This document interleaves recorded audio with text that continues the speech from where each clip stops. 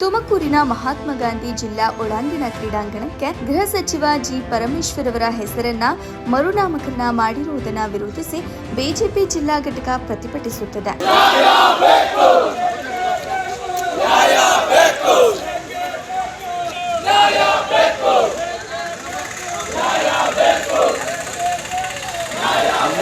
G Parameshwar ಅವರ ಹೆಸರಿನ ನಾಮಫಲಕ ತೆರವುಗೊಳಿಸಿ ಮಹಾತ್ಮ ಗಾಂಧಿ ಅವರ ಹೆಸರಿನ ನಾಮಫಲಕ ಇಡುವಂತೆ ಒತ್ತಾಯಿಸಿದ್ದಾರೆ. ಜಿ ಪರಮೇಶ್ವರ್ ಹೆಸರು ಬದಲಾವಣೆ ಮಾಡುವವರೆಗೆ ಸ್ಥಳದಿಂದ ಕದಲುವುದಿಲ್ಲ ಎಂದು ಕ್ರೀಡಾಂಗಣದ ಎದುರು ಧರಣಿ ಕುಳಿತಿದ್ದಾರೆ. ಮಹಾತ್ಮ ಗಾಂಧಿ ಮುಖ್ಯ ಕ್ರೀಡಾಂಗಣದ ಎದುರಲ್ಲೇ ಇರುವ ಒಳಾಂಗಣ ಕ್ರೀಡಾಂಗಣ ಇದಾಗಿದೆ. ಮಹಾತ್ಮ ಗಾಂಧಿ ಒಳಾಂಗಣ ಕ್ರೀಡಾಂಗಣ ಎಂದೇ ಅಧಿಕೃತವಾಗಿ ಕರೆಯಲಾಗುತ್ತಿತ್ತು. ಕೇಂದ್ರದ ಸ್ಮಾರ್ಟ್ ಸಿಟಿ ಯೋಜನೆ ಅಡಿಯಲ್ಲಿ 100 ಕೋಟಿ ರು ವೆಚ್ಚದಲ್ಲಿ ಮುಖ್ಯ ಕ್ರೀಡಾಂಗಣ ಹಾಗೂ ಒಳಾಂಗಣ ಕ್ರೀಡಾಂಗಣ ಎರಡನ್ನೂ ನಿರ್ಮಾಣ ಮಾಡಲಾಗಿತ್ತು. ಆದರೆ ಏಕಾಏಕಿಯಾಗಿ ಕೇಂದ್ರದ ಯೋಜನೆಯ ಕಟ್ಟಡಕ್ಕೆ ಪರಮೇಶ್ವರ್ ಹೆಸರು ಇಟ್ಟಿರುವುದು ಈಗ ವಿವಾದದ ಸ್ವರೂಪ ಪಡೆದುಕೊಂಡಿದೆ. ಅಹೋರಾತ್ರಿ ಧರಣಿ ಮಾಡಲು ಬಿಜೆಪಿ ನಿರ್ಧರಿಸಿದೆ.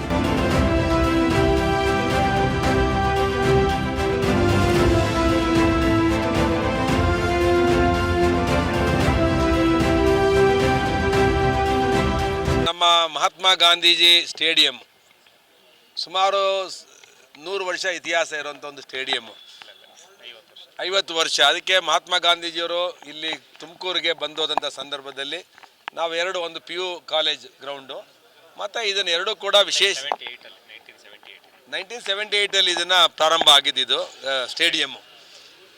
ಅದು ಒಂದು ಈ ದೇಶ ಕಂಡಂಥ ಒಬ್ಬ ಸ್ವಾತಂತ್ರ್ಯ ಹೋರಾಟಗಾರರು, ಫಾದರ್ ಆಫ್ ದ ನೇಷನ್, ಅವ್ರ ಹೆಸರು ಇಲ್ಲಿತ್ತು. ಆದರೆ ಇವತ್ತು ಏಕಾಏಕಿ ಡಾಕ್ಟರ್ ಪರಮೇಶ್ವರ್ ಒಳಾಂಗಣ ಕ್ರೀಡಾಂಗಣ ಅಂತೇಳಿ ಹೆಸರನ್ನು ಬದಲಾವಣೆ ಮಾಡಿದ್ದಾರೆ. ಪರಮೇಶ್ವರರು ಒಬ್ಬ ಕರ್ನಾಟಕ ಕಂಡಂಥ ಒಬ್ಬ ಸಜ್ಜನ ರಾಜಕಾರಣಿ. ಯಾವುದು ಕಾಂಟ್ರವರ್ಸಿಗೆ ಅವ್ರು ಯಾವತ್ತೂ ಹೋಗಲ್ಲ, ಎಂಥ ಸಂದರ್ಭದಲ್ಲೂ ಅವ್ರು ಕಾಂಟ್ರವರ್ಸಿ ಮಾಡ್ಕೊಳ್ಳಲ್ಲ. ಆದರೆ ಇವ್ರ ಹಿಂಬಾಲಕರು ಹೋಗಿ ಈ ಬೋರ್ಡನ್ನು ತಂದು ರೆಸಲ್ಯೂಷನ್ ಮಾಡಿ ಇಟ್ಟವರೋ ಗೊತ್ತಿಲ್ಲ. ಏಕಾಏಕಿ ಅದು ಯಾವುದೋ ಒಲಿಂಪಿಕ್ ಒಂದು ಪ್ರೋಗ್ರಾಮ್, ಸ್ಟೇಟ್ ಲೆವೆಲ್ ಒಂದು ಪ್ರೋಗ್ರಾಮ್ ಇರುವಂಥ ಸಂದರ್ಭದಲ್ಲಿ ಈ ಹೆಸರನ್ನು ತಂದು ಇಟ್ಟಿದ್ದಾರೆ. ನಾನು ಪರಮೇಶ್ವರ್ ಅವರಿಗೆ ವಿನಂತಿ ಮಾಡೋದಿಷ್ಟೇ, ನಿಮಗೆ ಉಜ್ವಲವಾದ ಭವಿಷ್ಯ ಇದೆ. ನೀವು KPCC ಅಧ್ಯಕ್ಷರಾಗಿದ್ದವರು, ಉಪಮುಖ್ಯಮಂತ್ರಿಗಳಾಗಿದ್ದಂಥವ್ರು, ಮತ್ತು ಭಾಳ ದೀರ್ಘವಾದ ಅವಧಿಯಲ್ಲಿ ರಾಜಕಾರಣ ಮಾಡಿದಂಥವ್ರು, ಯಾವುದೇ ಕಪ್ಪು ಚುಕ್ಕಿ ಇಲ್ಲದೆ ರಾಜಕಾರಣ ಮಾಡಿದಂಥವ್ರು. ನಿಮಗೆ ಇನ್ನೊಂದು ಸ್ಟೆಪ್ ಬಾಕಿ ಇದೆ, ಮುಖ್ಯಮಂತ್ರಿ ಆಗುವಂಥ ಒಂದು ಸ್ಟೆಪ್, ಇನ್ನೊಂದೇ ಸ್ಟೆಪ್ ಇರೋದು. ಅಂಥ ಸಂದರ್ಭದಲ್ಲಿ ನೀವು ಮಹಾತ್ಮ ಗಾಂಧೀಜಿ ಹೆಸರನ್ನು ಚೇಂಜ್ ಮಾಡಿಸಿ ನಿಮ್ಮ ಹಿಂಬಾಲಕರು ಇವತ್ತು ಆ ಸ್ಟೇಡಿಯಂ ಹೆಸರಿಗೆ ನಿಮ್ಮ ಹೆಸರಿಟ್ಟಿದ್ದಾರೆ. ನಾವು ಇವತ್ತು ನಿಮಗೆ ವಿನಂತಿ ಮಾಡ್ತೇವೆ, ಕೂಡಲೇ ಅದನ್ನು ಬದಲಾವಣೆ ಮಾಡಬೇಕು, ಮಹಾತ್ಮ ಗಾಂಧೀಜಿ ಹೆಸರಿಡಬೇಕು ಅಂತ. ಊರಿನ ಮಹಾತ್ಮ ಗಾಂಧಿ ಕ್ರೀಡಾಂಗಣ ಅದರಲ್ಲಿ ಒಂದು ಪಾರ್ಟ್, ಅದು ಇಂಟಿಗ್ರಲ್ ಪಾರ್ಟೇನೆ, ಅದು ಇಂಡೋರ್.